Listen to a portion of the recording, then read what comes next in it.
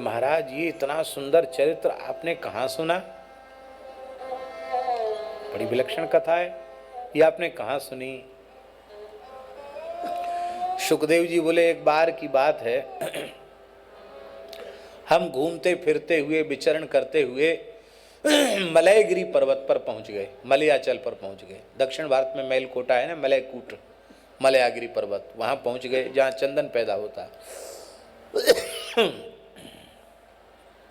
वहां अगस्त जी महाराज बैठे थे, ब्रह्मर्षि अगस्त जी।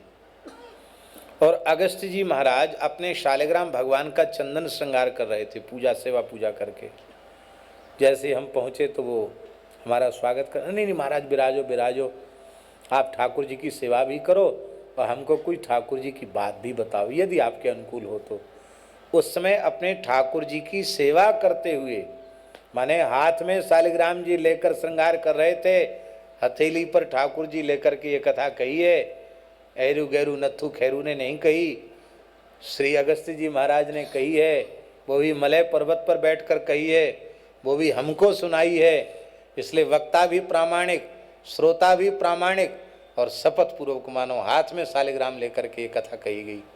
इस पर संदेह मत करना, ये एकदम 101% सही है। बोलो वृंदावन बिहारी। इस कथा को सुनकर भगवत शरणागत नहीं हुए तो जीवन बेकार है। अब एक बात और सुन लें, बड़ी प्रार्थना। भगवान शिव अखंड विभूति धारण करते हैं। भगवान शिव अपने मस्तक में भस्म के त्रिपुंड धारण करते हैं। और भगवान शिव से बड़ा वैष्णव कोई दूसरा नहीं है, है? भागवत जी में लिखा है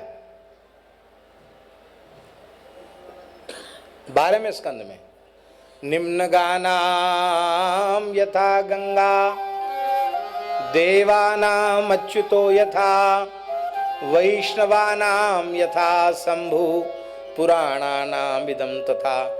जैसे नदियों में गंगा जी श्रेष्ठ हैं,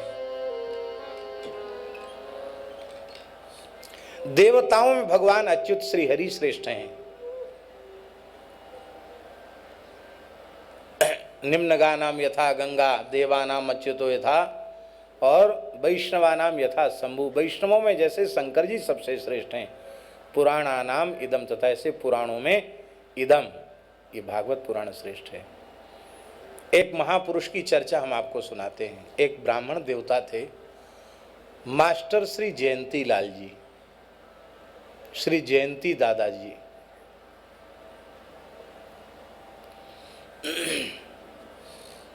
बड़े पवित्र ब्राह्मण थे। जीवन पर्यंत त्रिकाल संध्योपासन उन्होंने किया। भगवान शिव का नित्य अभिषेक किया करते थे। राम नाम के अनन्य जापक थे। रुद्राक्ष तुलसी दोनों धारण करते थे, तुलसी भी धारण करते थे।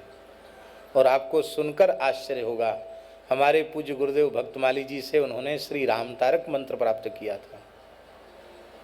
महाराज जी से कहा, महाराज जी हम बचपन से यही भस्म लगाते हैं और हमारी इसी में निष्ठा है, पर हम हमारे भोले बाबा जिस मंत्र का जप करते वो मंत्र जरूर लेना चाहते हैं।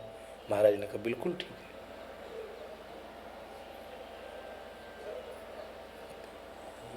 वृंदावन में उनको महाराज का दर्शन हुआ था, दिव्य महाराज का दर्शन। शांति निकेतन आश्रम में थे बाबा घनश्याम दास जी के यहाँ, और बड़े बहुत पवित्र बड़ा अद्भुत जीवन था महाराज। मास्टर थे, 8 घंटे सरकारी ड्यूटी करते थे, 8 घंटे बैठकर आसन से जप करते थे। अपनी ससुराल में भी भोजन नहीं किया उन्होंने, वहां भी स्वपाकी रहते थे। हमसे भी बड़ा स्नेह था उनका।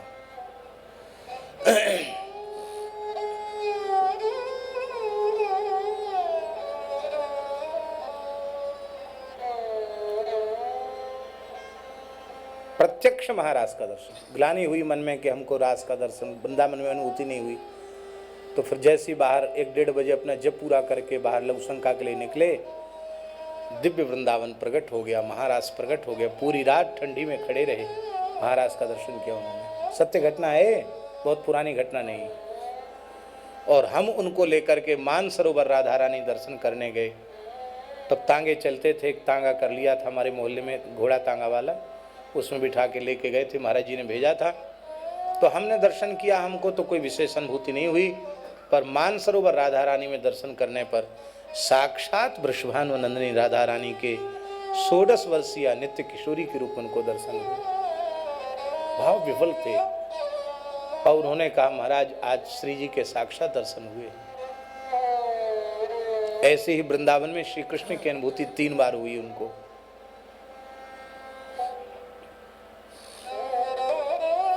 ऐसे भजनानंदी गृहस्थ ब्राह्मण थे, बाहर से नहीं लगता, और बढ़िया भस्म के त्रिपुंड धारण किए हुए, और ऐसे लगता कोई स्मार्त पंडित हैं, लेकिन वे महान भक्त हृदय वैष्णव थे। हम उनके यहाँ पहुंचे तो देर हो गई, शायद दिन में 1:30-2 बजे तक पानी नहीं पिया था उन्होंने, बीमार थे। क्यों? बोले आपका पूजन किए बिना हम जल कैसे ग्रहण करें। ऐसी उनकी निष्ठा थी। और ऐसे ही भगवत स्मरण पूर्वक भगवत धाम प्रयाण किया उन्होंने।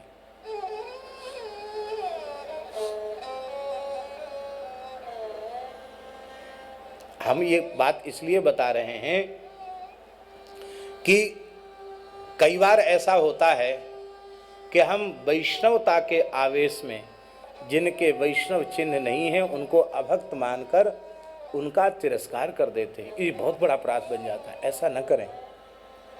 ध्यान में ही बात,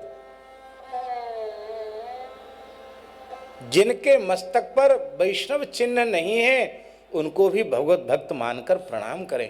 भगवान के अंश हैं, भगवान के भक्त हैं। कोई किसी प्रकार का भक्ति का चिन्ह नहीं है तो भी समझें ये अंतर्निष्ठ भक्त हैं। किसी प्राणी के प्रति असद भाव न रखें।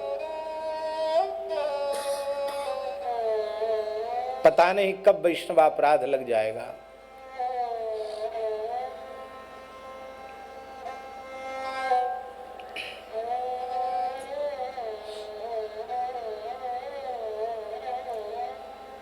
आपको सुनकर आश्चर्य होगा, दंडी स्वामी परम श्रद्धेय प्रात स्मरणीय पूज्यपाद शरणानंद सरस्वती जी महाराज, जगत गुरु शंकराचार्य श्री स्वामी ब्रह्मानंद सरस्वती जी के शिष्य थे, पूज्य करपात्री जी के गुरु भाई थे। भगवान आदि शंकराचार्य की परंपरा के थे।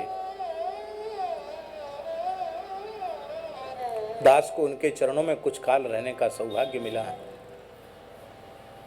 भगवान नाम श्रवण करते ही उनके नेत्रों से अश्रु प्रवाह चलने लग जाता था।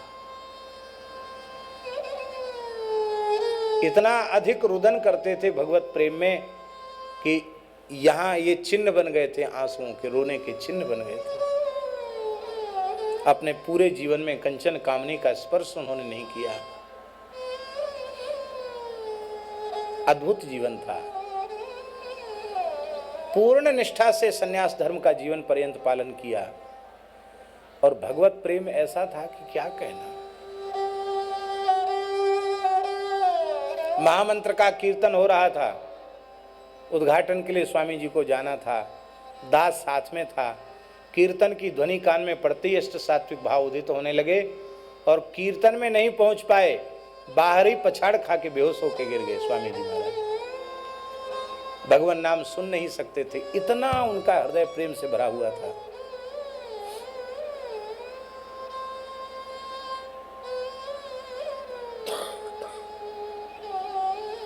इसलिए भैया, केवल हम अमुक हो गए तो हम भगवान का प्रेम हमको मिल गया और अमुक अमुक परंपरा का है तो इसको भगवत प्रेम नहीं मिल सकता, ऐसा भ्रम अपने में मत पालो। भजन में लग जाओ, अपराध से बचकर भजन में लग जाओ, बस इसी से काम बनेगा। यही प्रार्थना है। ये परम पवित्र इतिहास है। अभी महाराष्ट्र के प्रेमी यहाँ बैठे हैं, पंढरपुर वाले पूज्य स्वामी जी श्री स्वामी रामानंद सरस्वती, परम पूज्य स्वामी श्री नारायणानंद सरस्वती जी महाराज,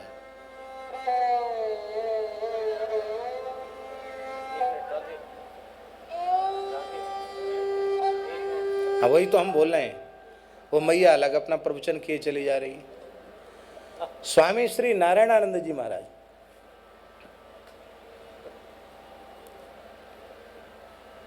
उनके साधक यहां बैठे हैं। ऐसे अद्भुत भगवान के भक्त, क्या कहना। अहरनिश भगवत प्रेम में डूबे हुए महापुरुष, एक क्षण के लिए भी जिनकी स्मृति संसार में नहीं आती थी, ऐसे महात्मा।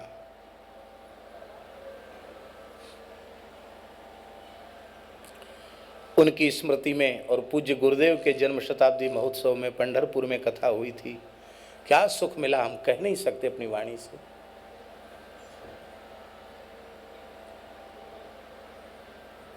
उनके अनुगतों ने कैसी सेवा की, हम वाणी से नहीं कह सकते।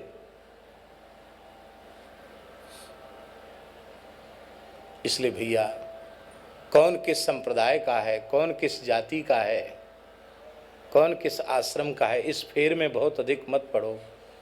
बस जो भगवान के भक्त हैं, आहा।